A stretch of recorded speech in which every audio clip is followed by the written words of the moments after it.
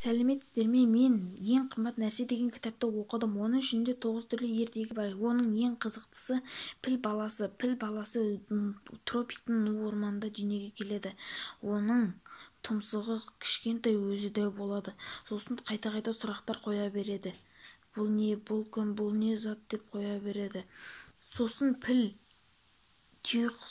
түйеқұсқа барып, түйеқұс әпке, сіздің қанатыңыз бар, неге ұша алмайсыз деп сұраған кезде, түйеқұс сұрағына жауап бермей, бірақ түйіп домалатып жібереді.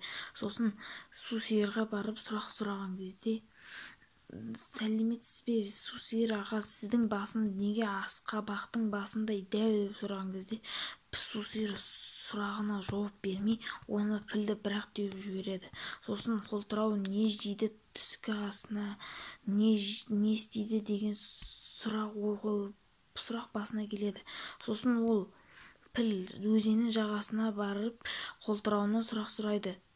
Қолтырауын аға, сіз түскі аста не істейсіз деген кезде, қолтырауын құлағына кеп сыбырлап айтайын деп,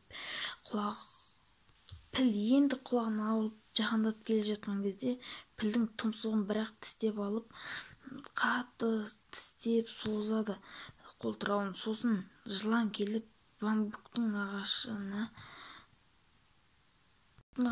байланып, пілдің екі аяғын тартады. Тартқан кезде қолтырауын жіберіп алады. Жібергеннен кейін пілдің тұмсығы дәу болады. Қолтырауын қатты қуанады. Қуанғаннан соң ол өз тұмсығының қызығын көреді.